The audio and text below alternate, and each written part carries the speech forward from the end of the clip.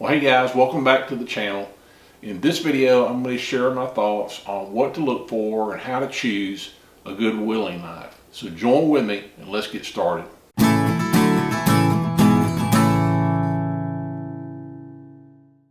Okay, choosing the right carving knife really depends on what you want to carve. And most of what I do is spoon carving and a lot of caricature carving, as you'll see in my videos, and maybe also some wooden pendants as well.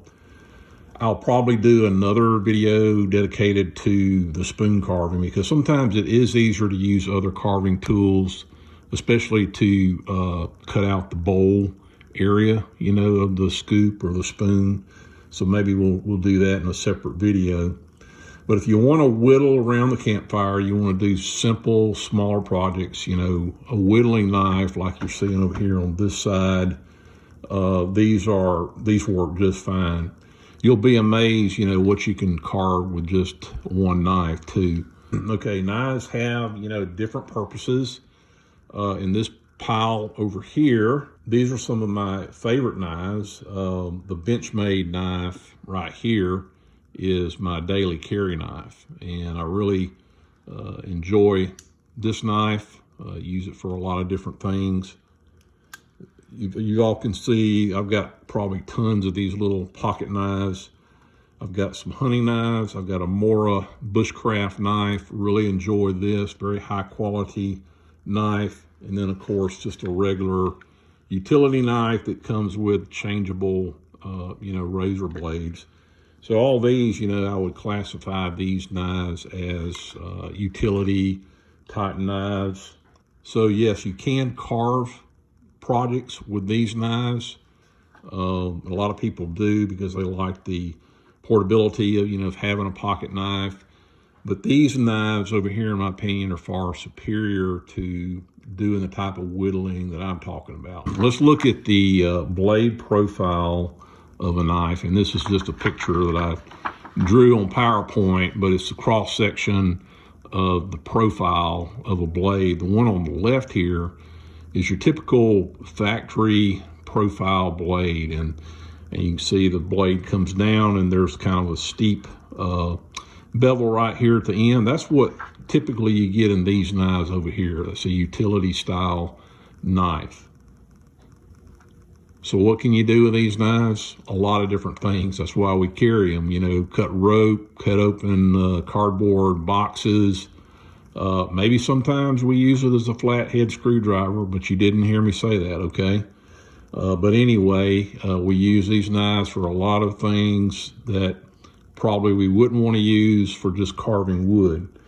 Now on this side, you've got, in this stash, you've got the wood carving knives that follow this profile right here. And this is called a Scandinavian grind. And you can see that the bevel is more gradual. The bevel is longer on these knives, so it makes for a more efficient carving knife for carving wood. Now, as I said, the knives in this pile are my wood carving knives. And for years, I've used these two Flexcut knives here. This one is a longer blade. It's a roughing knife, and then this one is a detail knife. And they make very quality knives by Flexcut. This is BeaverCraft. I've got 2 or 3 of their knives, and they also make very high quality knives. And they have the same ergonomic design here with the handle. But in recent years, I'm still using these, but I moved up a little bit higher, I think, to these knives. This knife here is a DHK knife, deep holler knife made out of Tennessee, and this is called an OCCT knife. And these cost just a little bit more, maybe about $20 more. So they're around the $40 range, and you can get these at different places. I bought these at a company called Treeline USA. Okay, let me mention a couple other things because, you know, one of the features people look for in a whittling knife is portability. So there are a couple options here. I've also got this is called a whittling jack. It's made by Flexcut, and it's about $60, but you do get 2 blades here. You get a detail blade right here, and then the roughing blade here. It's not the blades don't lock, but it does take a lot to close them, and I wouldn't worry too much about having a locked blade. But so you do have this option. It's easy, small enough to put in your pocket, carry with you, or I think you can buy a sheath to go with this. The other option is just to get a pouch like this, a small pouch maybe. And I got this pouch from BeaverCraft, and it's just easy to, if you want to roll this up, you want to take a few carving knives with you, roll it up with your carving glove in it, tie it up, and put this in your backpack or your suitcase. So there's a couple of options if you want to be more portable with your whittling. Now there is another brand of knife called Helvy knives, and they are hugely popular, in this area. I don't own one of those yet. It seems though that you have to get on a waiting list now to get one of these because they're not widely distributed. I'll keep you updated if and when I get one.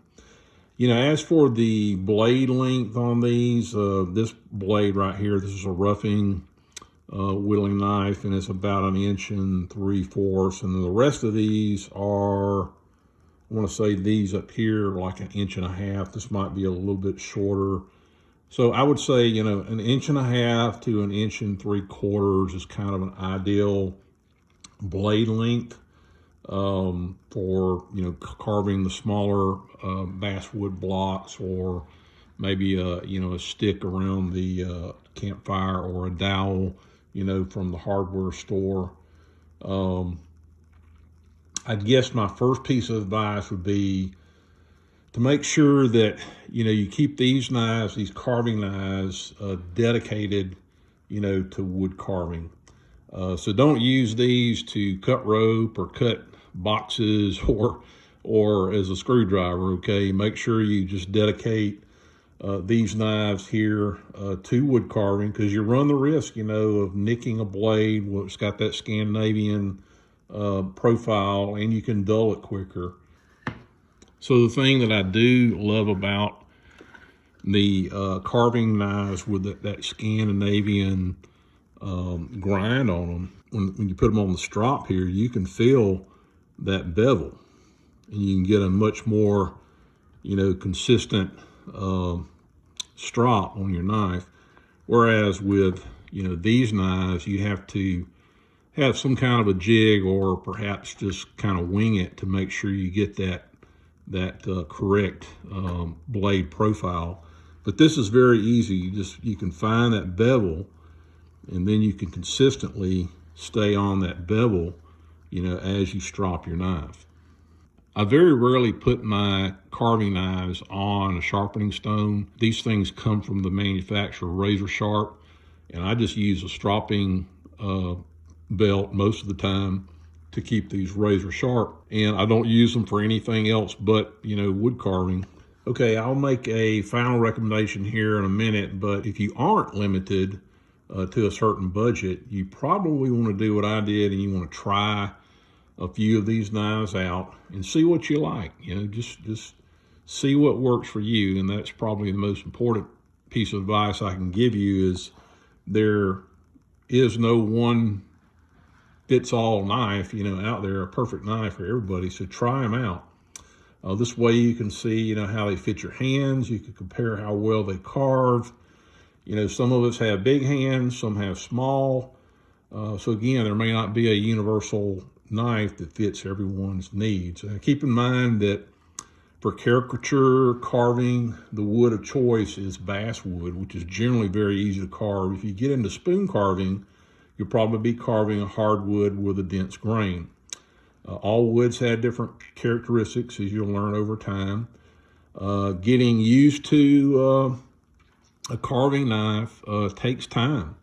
One of my favorite YouTubers is Doug Linker, and he makes a lot of good carving videos. He makes them look so easy though.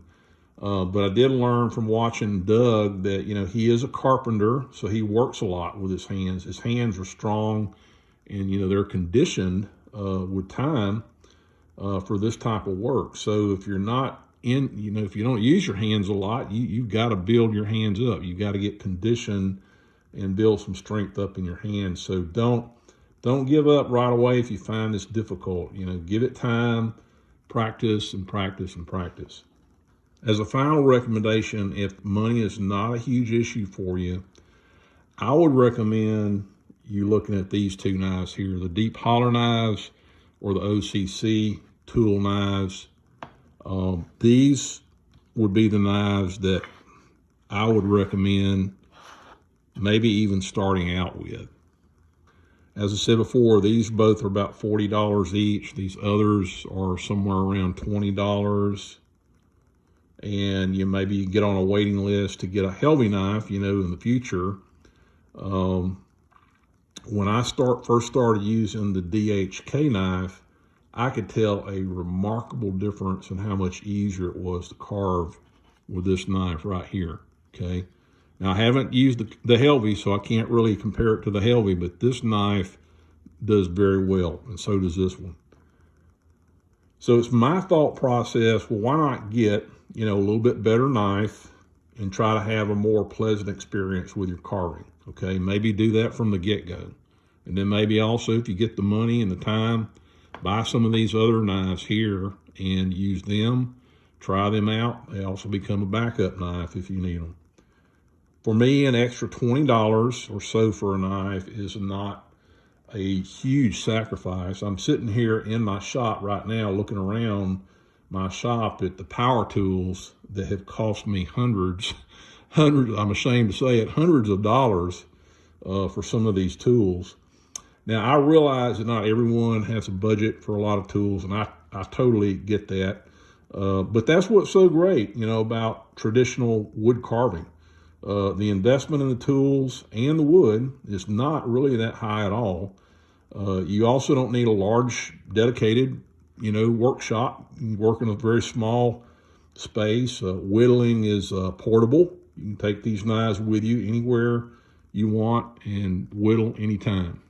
So anyway, I probably said enough. I hope you'll get out there and try this and have a pleasant experience if you're new to this, and stick with it. Try different things.